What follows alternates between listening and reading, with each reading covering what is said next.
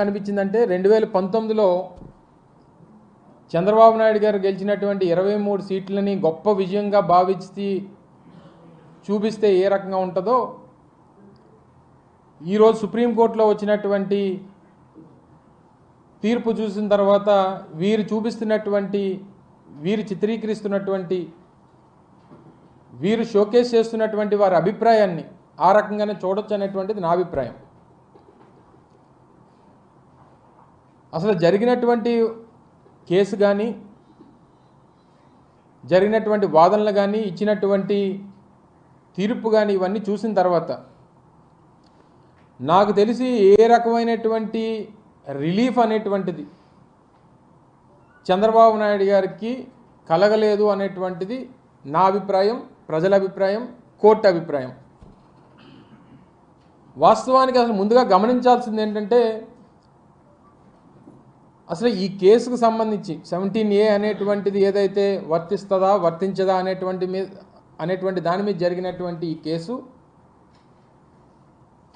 17A అనేటువంటిది ఒక ప్రొసీజర్కి సంబంధించినటువంటి ఒక సెక్షన్. అందులో భాగంగా 2018 చివరిలో ఇచ్చినటువంటి సెక్షన్ ఏదైతే అమల్లోకి వచ్చిందో స్కిల్ స్కామ్ అనేటువంటిది 2015 నుంచి 2018 మొదటి అంకంలోనే అప్పుడు ఉన్నటువంటి కేసు రిజిస్టర్ చేయాలని చెప్పి రావడం, ఇవన్నీ సెక్షన్ అమలుకు రాకముందు వచ్చినటువంటిది కాబట్టి ఇది వర్తించదు అనేటువంటిది సిఐడికి సంబంధించి కానీ లేదా ఇన్వెస్టిగేషన్ ఏజెన్సీకి సంబంధించినటువంటి వాదన. సో ఈ క్రమంలో చంద్రబాబు నాయుడు గారు కానీ వారి పార్టీ కానీ వారికి సంబంధించినటువంటి మనుషులు కానీ లేదా వారి తరపున లాయర్లు కానీ ఈ రోజు వరకు ఎక్కడా అసలు మేము తప్పు చేయలేదనేటువంటి మాట ఎక్కడా మాట్లాడట్లేదు. పోనీ వేసినటువంటి కేసు కూడా అసలు ఈ కేసుకి మాకు సంబంధం లేదని కానీ లేదా నేను అవినీతికి పాల్పడలేదని కానీ ఈ 360 కోట్ల 350 కోట్లకు సంబంధించినటువంటి ప్రజాధనాన్ని ప్రభుత్వ ధనాన్ని నేను దోచుకోలేదని కానీ ఎక్కడా కూడా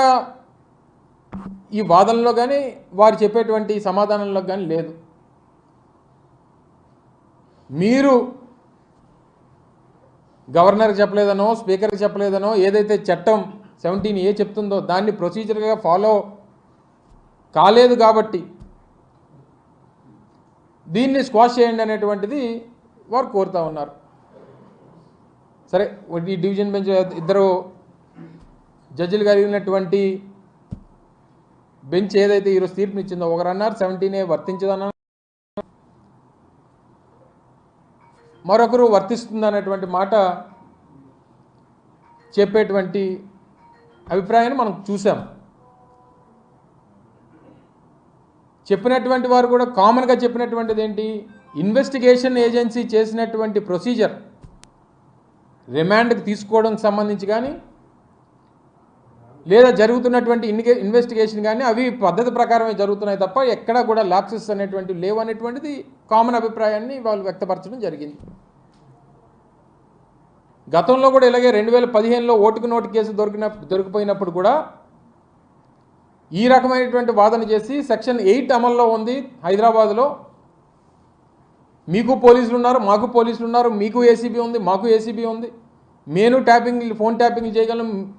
అనే ఈ రకమైనటువంటి వితండవాదం చేసి తప్పించుకునే